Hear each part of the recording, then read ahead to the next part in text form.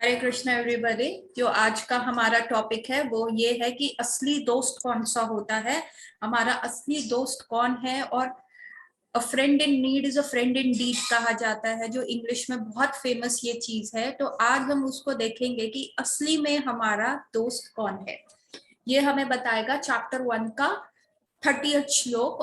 और इससे हम अपनी प्रैक्टिकल लाइफ में कैसे उतार सकते हैं और कैसे अपना सकते हैं, और कैसे ये हमें एक बहुत बड़ी मेंटल टेंशन से फ्री करा सकता है, उसके बारे में आज हम पढ़ेंगे। तो चैप्टर 1 भागवत गीता श्लोक नंबर 30। न च शकोन्य अवस्था न च शकोन्मये अवस्तुं भृत्वा च मे मताः निमित्तानि च पश्यामि विपरीतानि केशवा। मीनिंग पढ़िए। मैं यहाँ अब और अधिक खड़ा रहने में असमर्थ हूँ। मैं अपने को भूल रहा हूँ और मेरा सिर चकरा रहा है। हे कृष्ण, मुझे तो केवल अमंगल के कारण दिख रहे हैं। अपने अधैर्य के कारण अर्जुन युद्ध भूमि में खड़ा रहने में असमर्थ था। आपने ये पढ़ा, हे कृष्ण मुझे सिर्फ अमंगल के दिख रहे हैं, और साथ में एक वर्ड है केशवा भी है आगे। नहीं, इसमें नहीं लिखा हुआ। अच्छा, जो इंग्लिश वाला ट्रांसलेशन में लिखा हुआ है वो लिखा हुआ है, हे Krishna killer of the Keshi demon. Keshi दानव के जो आपने मारा था, क्योंकि एंड में लिखा हुआ है ना वर्ड केशवा।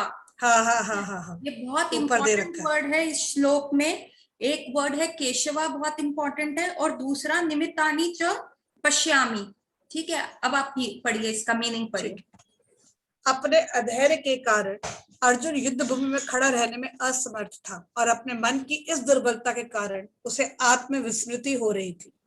भौतिक वस्तुओं के प्रति अत्यधिक आसक्ति के कारण मनुष्य ऐसी मोहमयी स्थिति में पड़ जाता है। भयं द्वितीयाभियो निवेशतः स्यात्। ऐसा भय तथा मानसिक असंतुलन उन व्यक्तियों में उत्पन्न होता है जो भौतिक परिस्थितियों से ग्रस्त होते हैं। अर्जुन को युद्ध भूमि में केवल दुखदायी पराजय ही की प्रतीति हो रही थी। वह शत्रु पर विजय पाकर भी सुखी नहीं होगा। निमित्तानि विपरीतानि शब्द महत्वपूर्ण है। जब मनुष्य को अपनी आशाओं में केवल निराशा दिखती है तो वो सोचता है, मैं यहाँ क्यों हूँ। प्रत्येक वाणी अपने में तथा अपने स्वार्थ में रुचि रखता है। किसी को भी परमात्मा में रुचि नहीं होती। कृष्ण की इच्छा से अर्जुन अपने स्वार्थ के प्रति अज्ञान दिखा रहा है। मनुष्य का वास्तविक स्वार्थ तो विष्णु या कृष्ण में निहित है। बुद्ध जीव इसे भूल जाता है, इसलिए उसे भौतिक कष्ट उठाने पड़ते हैं। अर्जुन ने सोचा कि उसकी विजय केवल उसके शोक का कारण बन सकती है।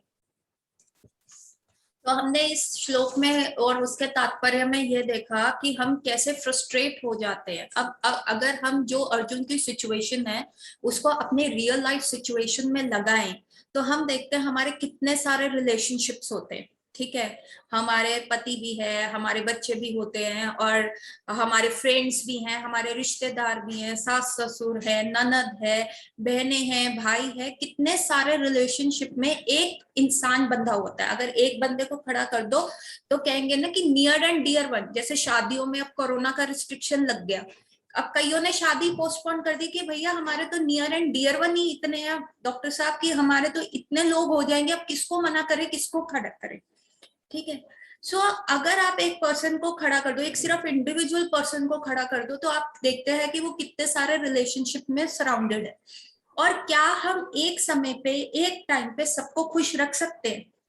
नहीं, आप नहीं। आप एक फैमिली, आप किसी को डिनर पे बुला लीजिए, अपने सारे रिश्तेदारों को बुला लीजिए, या शादी के फंक्शंस में इकट्ठा कर लीजिए। कई खुश होंगे, कई कमियां निकालेंगे, कई बड़े दुखी होंगे, कभी कुछ होएगा। और उस समय इंसान को लगता है यार मैं क्या कर रहा हूँ, मैंने इनके लिए सब कुछ किया और ये देखो मेरे को ऐसे कर रहे हैं, और बंदा फ्रस्ट्रेट होता है। वही अर्जुन की सिचुएशन है। वो युद्ध भूमि में आया, उसको अपने भाइयों से नहीं लड़ना था, उसके भाई नहीं मान रहे। वो कह रहे मैं क्या करूं, ये समझते क्यों नहीं है कि ये हमें सिर्फ 5 गांव भी दे दे हम खुश हैं, ये उसमें भी देने को तैयार नहीं है, अब हम कितना झुके। फिर वॉर शुरू हो गई, और फिर अर्जुन जब उनको देखता है तो उसको लगता है यार ये क्या है, मेरे को इनसे लड़ना पड़ेगा, मेरे को इनको मारना पड़ेगा, मैं यहाँ क्यों खड़ा हूँ। कांप जाता है अंदर से। हम भी कितने लोगों के लिए कितना कुछ करते हैं, कितने हैप्पी रखने की कोशिश करते हैं, कितने सैक्रिफाइसेस करते हैं, अपने बच्चों के लिए करते हैं, कितनी सारी चीजें करते हैं, लेकिन जब हमें उसका रिटर्न मिलता है तो हमें लगता है यार ये मैंने क्यों किया, मैं पागल था क्या, मैंने अपनी लाइफ खराब कर दी, मैंने ये सारी चीजें कर दिया। तो एक्चुअल में हम जिन रिश्तेदारी में घूमते रहते हैं, हमारा एक्चुअल फ्रेंड कौन है? और इसी की वजह से हमारे को सबसे ज्यादा प्रॉब्लम होती है, यार मैं हर्ट हो गया, उसने मुझे हर्ट कर दिया, ठीक है। और फिर हम रोते हैं, अकेले शावर में जाके रो रहे हैं। और जब हम उसको बहुत डीपली अंदर ले जाते हैं तो क्या होता है, तो हमारे को और हर्ट होता है या डिसीज आ जाता है। अभी कल ही एक पेशेंट बता रही थी कि उसने उसकी अपनी मदर इन लॉ की इतनी सेवा करी, इतनी सेवा करी, उसको हर वे में ठीक रखा, वो जैसे ही ठीक हुई उन्होंने फिर उस पर गुस्सा किया, किसी बात पर लड़ाई हो गई, और सेम घर में वो किचन अलग हो गई, सेम अपार्टमेंट में, ऊपर नीचे भी नहीं, एक ही किचन में।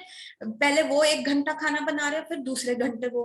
तो वो लेडी कह रही मेरे को क्यों, मैं फ्रस्ट्रेट हो गई कि मैंने इनका इतना अच्छा किया और हल्की सी भी बात, जरा सी भी हुई, कोई टॉपिक नहीं था फाइट का, इन्होंने ऐसा कर लिया। उस लेडी ने उसको, लॉकडाउन में सब इकट्ठे रहे लास्ट ईयर, नहीं तो सब बाहर निकल जाते थे अपने काम पे, और वो बर्तन इतने खटके कि उस लेडी को इतना, वो उसको इंटरनलाइज कर ली, उसको क्या हुआ, रूमेटॉइड आर्थराइटिस हो गया। जो राइट हैंड की फिंगर जो वो पॉइंट करती थी कि इन्होंने ऐसा किया, वो उंगली ही टेढ़ी हो गई। क्यों? क्योंकि वो बोल नहीं पाई, वो समझा नहीं पाई, अपना पक्ष नहीं रख पाई, फ्रस्ट्रेट हो गई।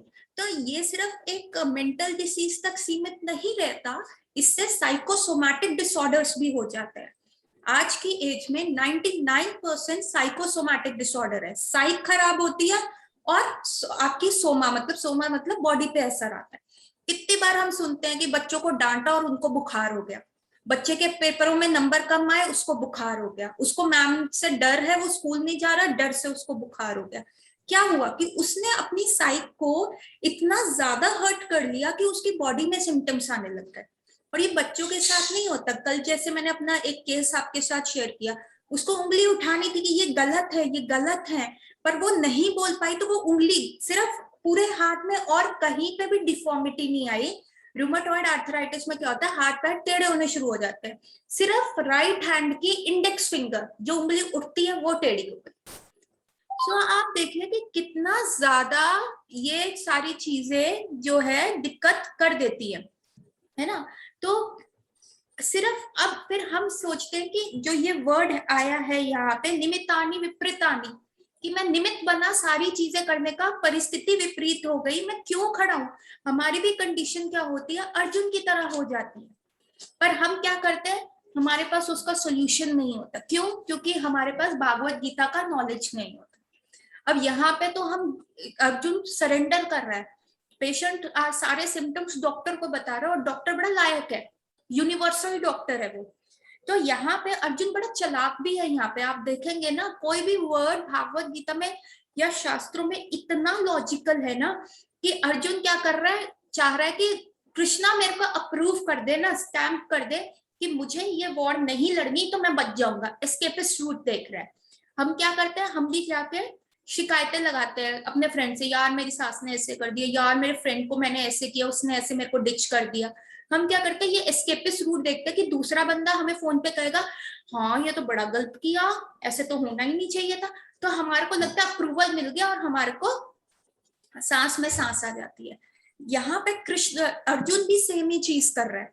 वो कृष्ण को यहाँ पे एंड वर्ड जो मैंने कहा था केशव, बहुत इंपॉर्टेंट है। अब कृष्ण के इतने नाम हैं, वो कृष्ण भी कह सकते थे, उन्होंने केशव वर्ड ही क्यों यूज किया? तो केशव का जो मतलब है किलर ऑफ केशी डेमन, केशी दानव का अंत करने वाले भगवान श्री कृष्ण को वो रेफर कर रहे हैं। अब इसमें दो मीनिंग आते हैं। एक आता है कि मेरी इतनी बड़ी कंफ्यूजन है, जैसे केशी डेमन जो था, जो घोड़े के फॉर्म में आया था, और घोड़ा क्या होता है, इग्नोरेंट होता है, इग्नोरेंस में रहता है, उसके यहाँ पे क्या लगा देते हैं, आपके पास दो ऐसे पट्टे लगा देते हैं, तो वो अपने मालिक के हिसाब से चलता रहता है। तो वो एक जानवर है जो कि, जिसको कहते हैं ऐसे गुण में है, इग्नोरेंस में है कि उसको अपनी समझ नहीं है। तो उन्होंने कहा कि आपने जिस प्रकार केसी दानव का अंत किया, उसी प्रकार मेरे हृदय में ऐसे इग्नोरेंट डाउट्स आ रहे हैं, उसका अंत करो। ठीक है, ये तो एक हो गया छुपा हुआ मीनिंग। और दूसरा मीनिंग जो अर्जुन बोल रहे हैं वो ये है कि केशव दानव की हमें पहले एक कथा सुननी पड़ेगी। क्या हुआ था कि जब केशी दानव जो था, जो घोड़े के फॉर्म में कंस ने भेजा था, ये आखिरी दानव होता है जो कंस भेजता है कृष्ण के पास। और उसके बाद कृष्ण क्या है, मथुरा सिटी आ जाते हैं जब वो उसका अंत करते हैं। ऐसा हुआ था कि वहां पे ना नारद मुनि आके कंस को बताते हैं कि तुम्हारे साथ ना बहुत बड़ा धोखा हुआ है, क्योंकि बहुत कंस का ना पाप बढ़ गया होता है। तो नारद मुनि कहते हैं नहीं, अब कृष्ण को यहाँ लाना जरूरी हो गया मथुरा का, नहीं तो ये हद से बाहर हो गया बंदा। तो क्या करते हैं, वो नारद मुनि आगे कहते हैं कि कंस भाई तेरे साथ तो बहुत बड़ा धोखा हुआ है, वासुदेव ने अपना बच्चा ट्रांसपोर्ट कर दिया था नंद महाराज के पास, और जो कृष्ण है वही बेसिकली जो है तुम्हारा अंत है। तो कहता अरे मेरे साथ इतना बड़ा धोखा हो गया। भारती जी ऑडियो बंद कर दो अपना। तो उन्होंने कहा कि मेरे साथ इतना बड़ा धोखा हो गया है, तो मैं ऐसा करता हूँ, मैं अभी वासुदेव और देवकी को मार देता हूँ। तो नारद मुनि ने कहा अरे भाई सुन, तो अगर तू वासुदेव को मार देगा, ये खबर बाहर चली गई तो नंद महाराज कृष्ण को लेके गायब हो जाएंगे, फिर ढूंढता रहियो, फिर वो और स्ट्रांग हो गए। अभी तो वो 11-12 साल का लड़का है, तो तुम ढूंढते रहो ना। फिर कहता मैं क्या करूं, वो कहता मैंने तो सारे दानव भेजे, वहां पे वो मर गए। तो नारद मुनि समझाते हैं अरे पता क्यों मरे, क्योंकि होम ग्राउंड एडवांटेज था उसके पास। नंद भवन में रह रहा था, होम ग्राउंड था, अपने चप्पे चप्पे से वाकिफ था। तुम यहाँ पे बुलाओ ना, मथुरा सिटी में बुलाओ, और फिर देखो होम ग्राउंड एडवांटेज आपको मिलेगा, तो आप बुला सकते हो। मतलब स्थान की प्रधानता बता रहे। कहते जैसे एक बार क्या हुआ था, गरुड़ महाराज शिवजी से मिलने गए, और शिवजी के गले में जो सर्प था, नॉर्मल सा सांप था, वो फुंकारने लगा गरुड़ महाराज को देख के। तो गरुड़ महाराज बोलने लगे अच्छा बेटा जरा अकेले में मिल, यहाँ तो शिव जी के उस पे तो बड़ा ऐंठ रहा है, तो अकेले में आके मिल, मेरे से तो वासुकी तक डरता है। तो वो नारद मुनि उसे समझा रहे थे कंस को कि तुम ना कृष्ण को यहाँ बुला लो। तो कंस की बात समझ आ गई, और कंस ने ना क्या करे, बैठक बुलाई, और उसमें अक्रूर महाराज को बुलाया गया कि तुम जाओ ऐसे ऐसे कृष्ण और बलराम को लेके आओ, और उनको कहो कि हम सिटी में बहुत बड़ा फेस्टिवल है, वो फेस्टिवल दिखा रहे हैं। तो इतने में उनको लगा कि ये कहीं न्यूज, कंस बड़ा चालाक था, उनको लगा कि ये कहीं न्यूज ना लीक हो जाए ना। मुझे पता है जितने भी दानव मैंने भेजे, वहां पूतना भेजी, अगा भेजा, बक्का भेजा, सकटासुर भेजा, सारे असुर जो है वहां पे मर गए। तो उन्होंने कहा पर ये जो मैं प्लान बना रहा हूँ होम ग्राउंड एडवांटेज लेने का, ये कहीं लीक ना हो जाए, तो मैं ना एक और दानव भेज देता हूँ कि कृष्ण इसमें बिजी रहेगा, तब तक अक्रूर जी वहां पहुंच जाएंगे और कृष्ण और बलराम को ले जाएंगे। तो केसी जो दानव था वो आखिरी दानव था जो घोड़े के फॉर्म में आया, और भगवान श्री कृष्ण ने उसके मुख के अंदर अपना हाथ डाला और एक्सपैंड कर दिया, और वो घोड़ा चोक होके मर गया। और वैसे ही अर्जुन कह रहे हैं कि केसी दानव जैसे इग्नोरेंस था, जो बिल्कुल झूठे गुरु की फॉर्म में आया था, कि झूठे रिश्तेदारों के फॉर्म में आया था, झूठी चीजों के फॉर्म में आया था, आपने मुंह डाल के उसको चोक करके मार दिया। उसी प्रकार मेरे भी आंखों के सामने से पर्दा हटाओ। एक मीनिंग हमने ये डिस्कस किया, लेकिन इसका दूसरा मीनिंग ये भी है कि केसी दानव जब आया, आपने उसको मारा, और आप जो थे फिर मथुरा आ गए, और मथुरा के बाद फिर आप कभी भी वृंदावन नहीं गए, आप अपने रिश्तेदारों से दूर हो गए, ठीक है, और आप दुखी हो। तो आप मुझे कैसे कह सकते हो कि फाइट कर और अपने रिश्तेदारों को मार दे? आप भी तो दुखी हो ना। केशी दानव हे केशवा, जब आपने केशी दानव का अंत किया, और आप अपने रिश्तेदार से, नंद बाबा से, यशोदा मैया से, अपने ग्वाल बाल फ्रेंड से, गोपिकाओं से, सबसे आप राधा, श्रीमती राधा रानी से दूर हो गए, और आप उनकी याद में इतना रोते हो कि आपने उद्धव को भी भेजा कि जाओ उनका पता करके रहो। रात रात कर आपकी रानियां, मेरी बहन है ना सुभद्रा, वो मेरे को बताती है कि रात रात को आप एकदम खड़े हो जाते हो और जोर जोर से चिल्लाते हो, हे नंद बाबा, हे यशोदा मैया, हे सुबल, हे राधिका। तो आप हे ललिते, हे विशाखे, और कभी ऐसे त्रिभंग फॉर्म में खड़े हो जाते हो, मुरली बजा रहे हो। तो आप भी तो अपने रिश्तेदारों को इतना मिस कर रहे हो। तो आप मुझे कैसे कह सकते हो कि देखो, एक बंदा, person is a social animal ना, उसको रिश्तेदारों के अराउंड रहना है, तो प्लीज आप मुझे मत खाओ। तो इन वे जो है अर्जुन ट्राई कर रहा है कि कृष्ण के मुंह में वर्ड्स डालने के लिए कि आप अप्रूव कर दो कि ये फाइट बेकार है और मैं घर चला जाऊं।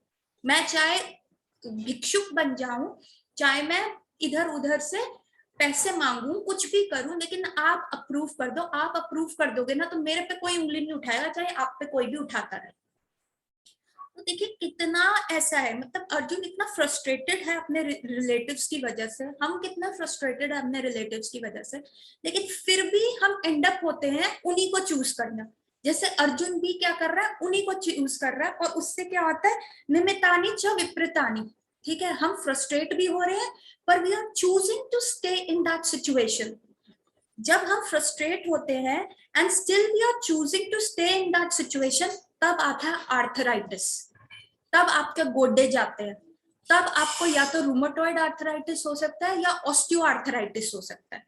सो this is the whole verse जो बता रहा है कि जोड़ों का दर्द क्यों होता है, ठीक है, आर्थराइटिस क्यों आता है। जैसे मैंने अपनी पेशेंट का बताया कि सिर्फ लॉकडाउन पीरियड में, एक साल में, जो बंदी 45 इयर्स ओल्ड है, उसको कभी पीछे कोई हिस्ट्री नहीं रही, एकदम से जेनेटिक रूमेटॉइड आर्थराइटिस जो है वो जेनेटिक डिफॉर्मिटी से आता है, जीन्स आपका म्यूटेट कर जाता है, जीन अंदर बदल जाता है। उस बंदी को क्या हुआ कि रूमेटॉइड आर्थराइटिस आ गया उसकी, और एक ही हाथ की एक ही फिंगर टेढ़ी हो गई, बाकी टेढ़ी होती भी है वो सीधी हो जाती है, पर राइट हैंड की इंडेक्स फिंगर सीधी नहीं हो पा रही। तो दिस इज कॉल्ड कि हम क्यों फ्रस्ट्रेट हो रहे हैं। तो मेंटल डिसीज तो होएगा ही होएगा, लेकिन आर्थराइटिस भी है। अब इसका क्या सॉल्यूशन है, हमें अर्जुन की बात समझ आ गई, हमारे को अपनी सिचुएशन भी समझ आ गई, और हमें पता भी है कि इसकी वजह से हमें क्या क्या डिसऑर्डर्स हो सकते हैं। फिर इसका सॉल्यूशन क्या है, तो हमें कृष्ण को क्यों चूज करना है। एक और कहानी आती है, एक बार क्या होता है, ऐसे ही एक बहुत ही कंजूस आदमी होता है, बहुत ज्यादा कंजूस आदमी होता है। वो क्या करता है, ऐसे ही अपनी पत्नी के कहने पे एक महाराज जी का लेक्चर सुनने जाता है, और उन महाराज जी से ना बड़ा इंप्रेस होता है। महाराज जी बहुत स्ट्रेस देके कह रहे हैं कि हमारे जिंदगी जो है ये बॉडी नहीं है, इसके बाद सोल है, सोल की आगे जर्नी है, बंदे को इन्वेस्टमेंट उधर करनी है। मतलब बिल्कुल महाराज जी ना इन्वेस्टमेंट और उसके फायदे नुकसान के हिसाब से बॉडी के चीजें समझा रहे होते कि आप अगर अपनी सोल पे इन्वेस्ट करोगे तो आगे उसे अच्छा जन्म मिलेगा, आप अच्छे धाम पे जा पाओगे, आपकी इतनी परिस्थितियां चेंज हो जाएगी। तो बंदा बड़ा इंप्रेस हो जाता है, क्योंकि वो भी इन्वेस्टमेंट और प्रॉफिट में रहता है, पर कंजूस बड़ा होता है। तो वो प्राइवेटली जाके महाराज जी से मिलता, कहता है आपने बताया कि सोल को सबसे ज्यादा क्या है, भगवान की पूजा करनी चाहिए, अर्चना करनी चाहिए, शास्त्र पठन करना चाहिए, ये सारा, पर देखिए मेरे पास तो इतना समय है नहीं। ठीक है, मैं तो अपना बिजनेसमैन हूँ, मेरे को तो पैसे कमाना होता है, और मुझसे ये भी एक्सपेक्ट नहीं करो कि मैं एक पैसा खर्च करूंगा, क्योंकि मेरे पास इतना पैसा है नहीं, और ना मैं खर्च सकता हूँ। और अगर मुझे पैसा खर्च करके ही कोई सेवा करनी पड़े तो मेरा दिल बड़ा दुखेगा, और ऐसे दिल दुखे हुए मैं वो लॉन्ग टर्म कंटिन्यू नहीं कर पाऊंगा। तो महाराज जी ने कहा अच्छा करो, तुम ऐसा करो कि भगवान ले आओ, और तुम उनको रोज दूध मक्खन जो भी प्रसाद लगा देना, उनका भोग लगाना। कहता नहीं नहीं नहीं, मैं बंध नहीं सकता, मेरे बिजनेस आवर्स बड़े ना टाइट होते हैं, कभी भी जाना पड़ता, मैं बंध नहीं सकता, और ना मैं पैसे खर्च कर सकता कि मैं विग्रह लाऊं, विग्रह में भी तो पैसे जाएंगे। तो महाराज जी समझ गए कि भैया ये बंदा ना सुधरने वाला नहीं है, पर ये मेरे से इतना आग्रह कर रहा है। तो उन्होंने कहा अच्छा ठीक है, तुम ऐसा करो, सुबह जल्दी उठ जाओ। कहता हाँ महाराज जी ये मैं कर सकता हूँ, और आप जल्दी उठ के स्नान वान करके सब सारी चीजों से निवृत्त होके ना आप एक जगह बैठ जाओ, और बैठ जाओ, और आप अपनी इमेजिनेशन में सोचो कि आपके पास एक कृष्ण के विग्रह है, जिनको आप रोज पानी से स्नान करा रहे हो, और उसके बाद उनका अभिषेक कर रहे हो, कभी दूध से, कभी मक्खन से, कभी शहद से, कभी अगरों से, बहुत सारे फ्रूट्स के जूसेस से आप उनका अभिषेक कर रहे हो, और उसके बाद उनको बहुत सुंदर सिल्क के क्लोथ्स पहना रहे हो, कभी पिंक कलर का, कभी येलो कलर का, कभी ग्रीन कलर का, बहुत ही सुंदर। आपको पैसा थोड़ा ना खर्च करना, आप तो बस इमेजिन कर रहे हो, और फिर आप उनको सोने के कड़े पहना रहे हो, और आप उनको हार पहना रहे हो, ऐसे ऐसे कर लिया। और रोज आप उनके लिए ना चावलों वाली जो खीर होती है वो उनको बहुत पसंद है, वो बनाओ।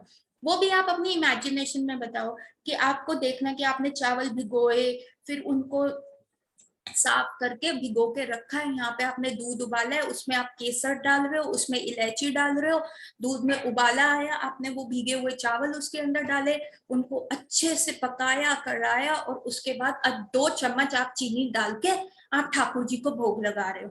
तो कहते ठीक है महाराज जी, ये तो मैं कर सकता हूँ। कहता हाँ, आपको बस आधा घंटा देना है, आप अपनी इमेजिनेशन में एवरीडे ये करो, आपके ठाकुर जी इसमें प्रसन्न हो जाएंगे, ना आपको 1 रुपया खर्च करने की जरूरत है। तो वो कंजूस आदमी बड़ा प्रसन्न, कहता हाँ ये तो मैं इजिली कर लूंगा, कोई बात नहीं, thank you Maharaj ji, thank you. और ऐसा वो करने लगा एवरी डे। सुबह उठ के उसने ये नियम बांध लिया, 20-25 साल से वो ये सारी चीजें करता रहा। बस ठीक है, सुबह उठा, इमेजिनेशन में ठाकुर जी को नहलाया, वस्त्र पहनाए, अच्छा सा भोग बनाया, चावल वाली खीर बनाई और उनको लगा दिया। ऐसे 25 साल बीत गए और एक दिन क्या हुआ, उसको उठने में ना लेट हो गया। वो कहते ओहो, आज तो मेरा नियम टूट जाएगा, जल्दी जल्दी मैं उठूं, फटाफट मैं करूं, नहीं तो ये तो दिक्कत हो जाएगी, कैसे करूंगा, क्या करूंगा। तो उठा, फटाफट नहाया धोया और ठाकुर जी को स्नान वान जल्दी जल्दी कराया। कभी उनका वस्त्र इधर से गया, पूरा इमेजिनेशन में चल रहा है ये, ठीक है। और उसके बाद खीर बनाने लगा, और खीर बनाते समय वो हमेशा ना, महाराज जी ने उसको कहा था 2 चम्मच चीनी डालना, पर वो आदमी इतना कंजूस था ना कि इमेजिनेशन में भी वो चीनी ना कम डालता था, आधा चम्मच डालता था। तो उस दिन फटाफट डाल रहा था, तो उसने ना इमेजिनेशन में 2 चम्मच चीनी डाल दी। कहता ओहो, ये तो एक्स्ट्रा चीनी डल गई मेरी, ये तो बहुत खराब हो गया। मैं ऐसा करता हूँ, थोड़ा दूध निकाल लेता हूँ तो चीनी थोड़ी कम हो जाएगी, ये दूध कल यूज हो जाएगा। इमेजिनेशन में चल रहा है। और वो जैसे ही दूध निकालने के लिए जैसे आंख बंद थी, इमेजिन कर रहा था, उसका हाथ आगे गया, इवन ठाकुर जी आए, उसका हाथ पकड़ लिया। उसको कहा अरे यार, सोचने में भी इतनी कंजूसी क्यों, मैं इतने साल से आधे चम्मच चीनी में खा रहा हूँ, आज तो 2 दे दे, सोचने में भी कौन से तेरे पैसे लग रहे हैं।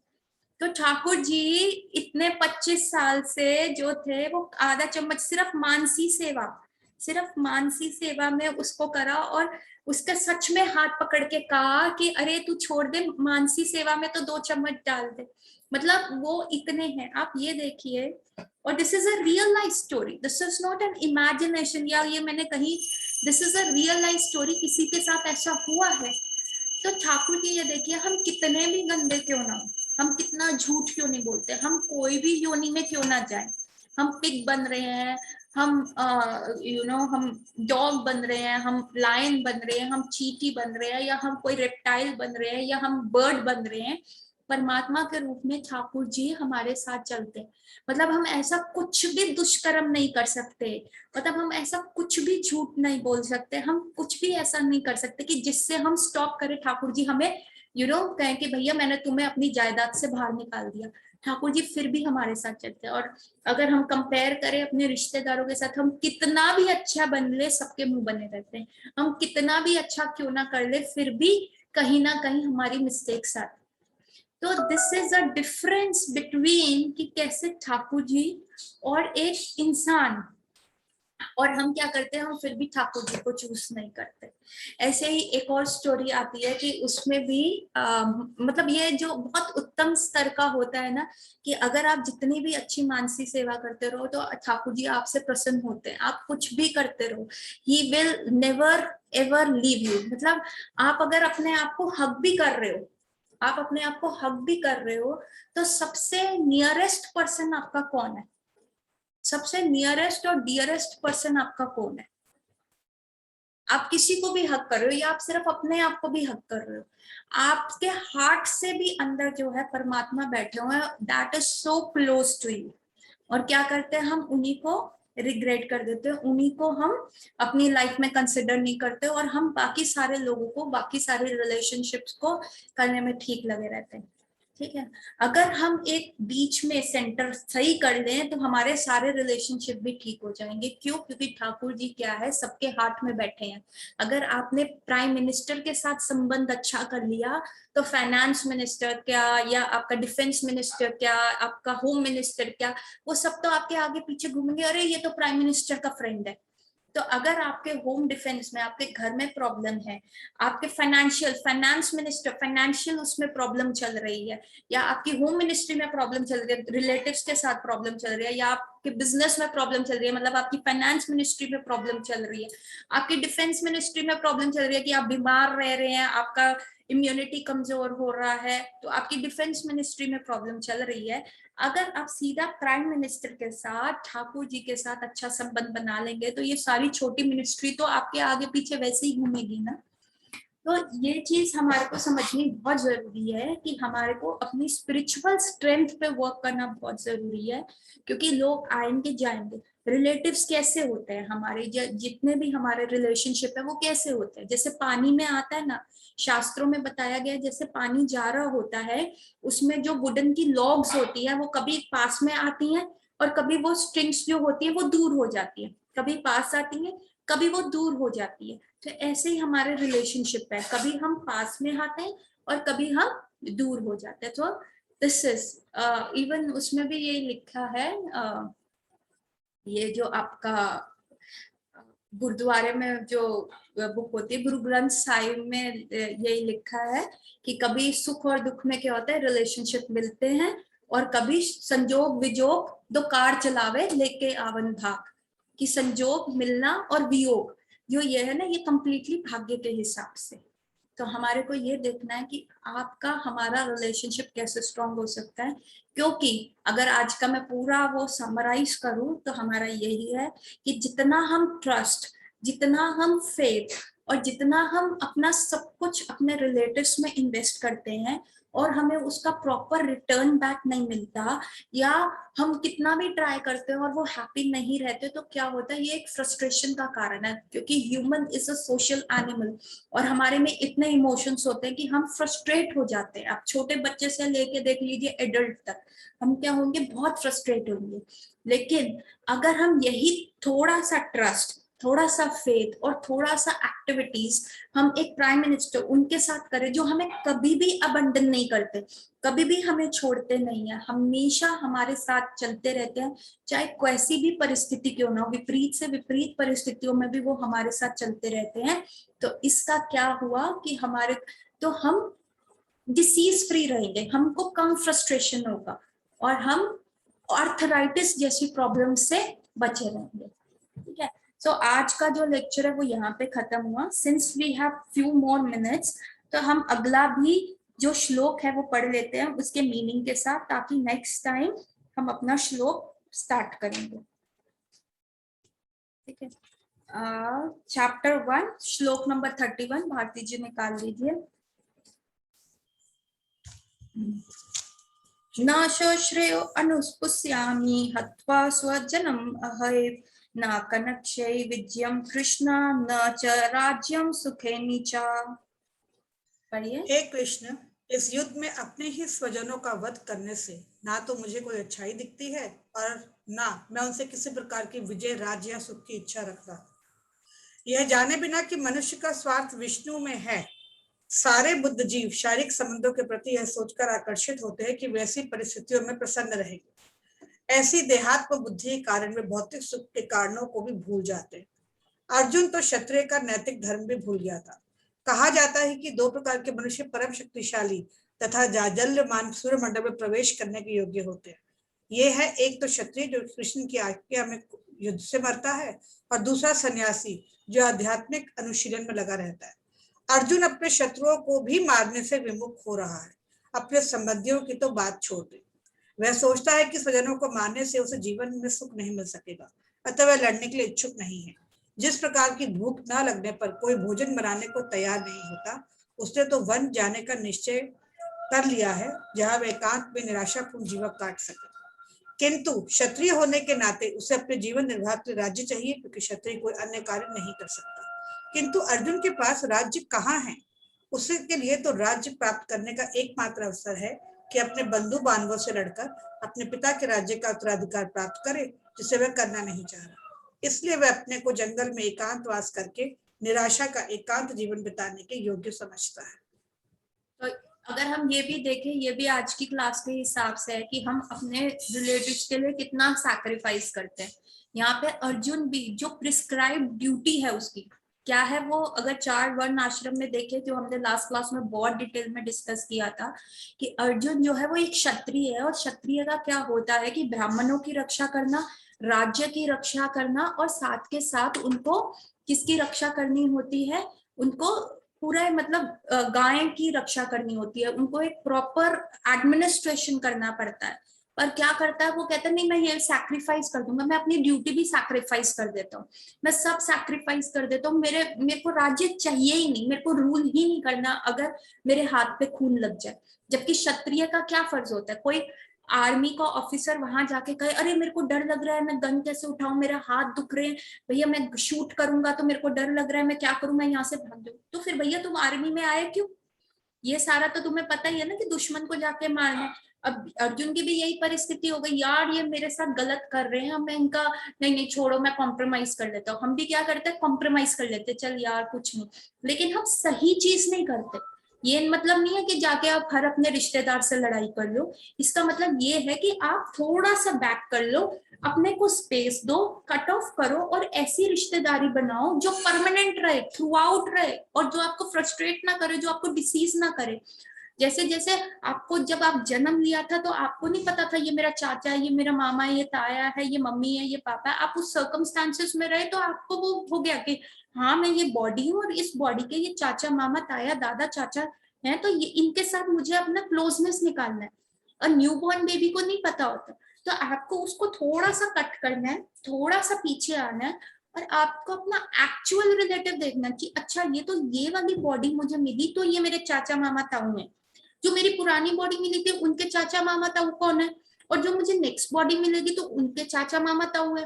तो मैं किस किस के साथ, मतलब इस प्रकार से तो सारे ही लोग मेरे चाचा मामा ताऊ हो गए ना, कभी कोई हुआ होगा किसी जन्म में, कभी कोई हुआ होगा, तो मैं किसके साथ रिलेशनशिप बनाऊं? तो मुझे क्या करना है थोड़ा, और मेरे साथ जो परमानेंटली कौन चला, मेरे साथ नर्सरी क्लास में भी कौन सा फ्रेंड था, फर्स्ट क्लास में भी कौन सा फ्रेंड था, सेकंड में भी कौन था, मेरे साथ परमानेंटली कौन चला, वो है कृष्ण, वो परमात्मा की फॉर्म में मेरे हार्ट में। भाटी जी ऑडियो बंद कर लीजिए आपका। तो आप देखिए परमानेंटली मेरे साथ कौन चला, मेरे को उसके साथ रिलेशनशिप बनाना है, क्योंकि वो एक मेरा परमानेंट रिलेशन है। और फिर उसने मेरे को क्या ड्यूटी दी है, मेरे को वो सैक्रिफाइस नहीं करनी। जैसे अर्जुन कह रहा है नहीं मेरा क्षत्रिय धर्म है तो मेरे को वो करना चाहिए था। आप अगर अपना प्रिस्क्राइब ड्यूटीज जिस वर्ण आश्रम में हो, अगर आप वो नहीं करोगे तो आपको दिक्कत आ जाएगी। वो होता है फिर अंगूर खट्टे हैं कि भैया हम ये कर ही नहीं पा रहे, हम ऐसे कैसे करेंगे, ठीक है। सो इसीलिए जो आज का हमारा समरी यही है कि हमारे को क्या करना है, हमें एक्चुअल में अपना फ्रेंड, असली दोस्त कौन है उसको पहचानना है और उसके साथ रिलेशनशिप बनाना है, क्योंकि फ्रेंड वो ही हमारे एंड में हेल्प करेगा। अभी पीछे हमारे घर में ना एक इंसिडेंट हुआ था, उस इंसिडेंट में क्या हुआ, मेरी बुआ सास की कैंसर से डेथ हुई। तो हमारे फूफा जी हमें बता रहे थे कि ऐसा हुआ था, उनका एंड मूवमेंट जैसे डिस्कस करते हैं सब लोग डिस्कस करते हैं, तो वो बता रहे उनके 2 बेटे और बहुत ही अच्छे बेटे हैं मैं जिनको कहूँ, और उन्होंने अपनी माँ की बहुत सेवा करी। मतलब ये भी भूल गए कि वो स्त्री और हम पुरुष हैं, उस उन सारी डिमार्केशंस को तोड़ के माँ को चाहे नहलाया है, चाहे खिलाया है, मालिशें करी है, चाहे कुछ भी करा है, लड़कों ने किया, उनके 2 लड़कों ने। और जब हमारी बुआ सास जब प्राण त्याग रही थी तो उन्होंने कहा था कि छोटे बेटे के गोदी में थी और बड़ा बेटा सामने था और फूफा जी इधर थे, और उनको एक नजर देखा है सबको और उन्होंने प्राण त्याग दिया, ठीक है। अब ये जो 2 बेटे थे इन्होंने बहुत हेल्प करी, जिस डॉक्टर को जो बताता लेके चलते थे, चाहे रात को पूरी पूरी रात उनको कैंसर के पेन्स होते थे स्टमक में, पूरी पूरी रात वो जाके कभी मालिशें कर रहे हैं, कभी सो नहीं रहे। उनमें से अभी एक बेटे की नई नई शादी भी हुई थी, फिर भी वो पूरा टाइम अपनी माँ पे इन्वॉल्व था कि नहीं मैं हेल्प करूं उनका, कुछ भी करूं, मतलब they did everything they could do. और एंड में जब बुआ जी प्राण त्याग रहे थे तो क्या इनमें से इन लोगों ने इतना अच्छा किया, कोई उनको रोक पाया, कोई उनको सेव कर पाया, कोई उनका हाथ पकड़ के कह पाया मम्मी नहीं अभी मत जाओ, अभी थोड़ा टाइम और रुक जाओ? तो यही हमारी सिचुएशन है, हमने अपने अराउंड भीड़ तो इकट्ठी कर रखी है और शायद हमारे पास बहुत अच्छे फ्रेंड्स भी होंगे, बहुत अच्छे रिलेटिव्स भी होंगे, चाहे जो आज का सिनेरियो एक पेशेंट का मैंने डिस्कस किया, आप बहुत लकी होंगे, शायद आपकी लाइफ में ऐसा नहीं हो, हालांकि दिस इज वेरी कॉन्ट्राडिक्टरी। शास्त्रों में हमेशा यही लिखा है कि आपसे एक जरूर कोई प्यार करेगा, एक ईर्ष्या करेगा, एक आपको कोई ना कोई आपको नुकसान पहुंचाने की कोशिश करेगा, कोई पीछे से आपके बारे में बोलेगा। तो ऐसे 4-5 लोगों के आप हमेशा, कोई भी इंडिविजुअल हो, सराउंडिंग में रहो। हम एक एक्सेप्शनल केस भी लेते हैं कि आपकी लाइफ में बहुत अच्छा चल रहा है, आपके रिलेटिव्स अच्छे हैं, आपका घर परिवार अच्छा है, लेकिन at the death time, at the moment of death, कोई आपको बचा पाएगा? कोई कहेगा नहीं नहीं अभी नहीं, यमराज से कोई लड़ पाएगा? उस समय कौन साथ जाएगा? उस समय जो अंदर स्थित परमात्मा है वो साथ जाएंगे, चाहे आपको डिसीज ना हो। लेकिन आगे की लाइफ के लिए, आगे जो मेन फिक्स पॉइंट है, जो प्राइम मिनिस्टर है, वो तो साथ जाएगा ही ना। तो हमें क्या करना है? ठीक है, सारे रिलेशन बनाओ। मैंने लास्ट क्लास में भी कहा था, छोड़ो घर बार, चलो हरिद्वार, ये नहीं करना। भागवत गीता हमें ये नहीं सिखाती। हमें सिखाती है कि कीचड़ में कमल की तरह रहो, इन्वॉल्व मत हो, अपनी रिस्पॉन्सिबिलिटीज पूरी करो, पर इफेक्ट मत हो। इफेक्ट हो गए तो डिसीज हो गए। और आगे का भी, क्योंकि माइंड, पीसफुल माइंड ही भजन कर सकता है। एग्रीव्ड और जो मन में डर हो, वो भगवान को कैसे जपेगा? एक स्थिरता नहीं आएगी, एक कंटिन्यूएशन नहीं आएगा, तो कैसे होगा? तो उनके साथ संबंध बनाओ, कमल की तरह रहो। कमल की लीफ के ऊपर भी पानी आता है ना, तो वो चिपकता नहीं है, वो स्लिप कर जाता है ना। तभी शास्त्रों में कमल का एग्जाम्पल क्यों दिया जाता है? तो हमें उतना स्टिक नहीं करना, अपनी रिस्पॉन्सिबिलिटीज डेफिनेटली निभानी है, but don't get so much stuck up, so much involve कि जब आपके निकलने का टाइम आए तो आप निकल ही ना पाओ, आप पेनफुल, आपका मतलब आपका जर्नी आगे हो। ठीक है, so who is your real friend, इसको पहचानना बहुत बहुत जरूरी है। तो आज हमने भागवत गीता का चैप्टर 1 का 30 और 31 श्लोक कवर किया, ये बताते हुए कि असली फ्रेंड कौन है। तो अगली क्लास में हम 32, 33, 34 श्लोक करेंगे, क्योंकि ये सारे इकट्ठे हैं with new disease, new topics. और and this is a very good time जो अभी चल रहा है। जन्माष्टमी अभी खत्म हुई है और 14th डे पे, अब सितंबर 14th को राधा अष्टमी है। ये 14 दिन बहुत अच्छे गुड डेज होते हैं। इन्हीं 14 दिन में श्री कृष्ण की जो प्राइम अष्ट सखी है, राधा रानी की जो प्राइम 8 बेस्ट फ्रेंड्स हैं, उनके बर्थडेज भी आते थे। जन्माष्टमी पे अभी तुंग विद्या सखी का बर्थडे गया है, अब नेक्स्ट बर्थडे आएगा ललिता सखी का, वो 12th ऑफ सितंबर को है। उसके बाद 14 सितंबर को राधा रानी का बर्थडे है, अलॉन्ग विद विशाखा सखी का भी बर्थडे। और फिर this September is full of all Radha Rani sakhis birthday till 10th of October. तो ये बहुत अच्छा टाइम चल रहा है। और आप इस टाइम में, क्योंकि बर्थडे मूड में जब होते हैं हम बहुत हैप्पी होते हैं, जब हमारे बर्थडे सारे होते हैं तो हमें किसी का कुछ भी पता नहीं चलता कि यार ये ऐसे बोल रहा है, वो बोल रहा है, अरे यार मेरा तो बर्थडे आ रहा है, अभी मेरे को मस्ती करनी, एंजॉय करना है। तो अभी पीछे बलराम जयंती थी, बलराम जी का बर्थडे गया रक्षाबंधन पे, अब जो है इनका बर्थडे गया कृष्ण जी का, और अब राधा रानी। तो अभी ये सारे भगवान जी का सारा मतलब गोकुल में बर्थडे पार्टीज चल रही है। उस समय अगर हम ठाकुर जी के साथ संबंध बनाएंगे, ही इज वेरी हैप्पी, तो वो हमारे जितने भी कष्ट हमने, मतलब कितने भी हमने गलत चीजें की हैं, वो उनको ओवरव्यू कर देंगे। क्यों? Because he is in a happy mood now. तो this is a very good time.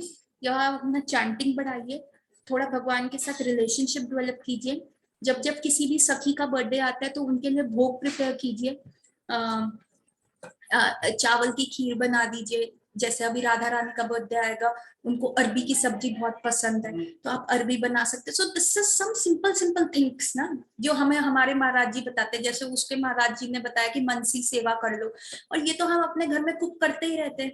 So this is like a win win situation ना, हमें कुछ एक्स्ट्रा भी नहीं करना और हमारा काम भी होता रहेगा।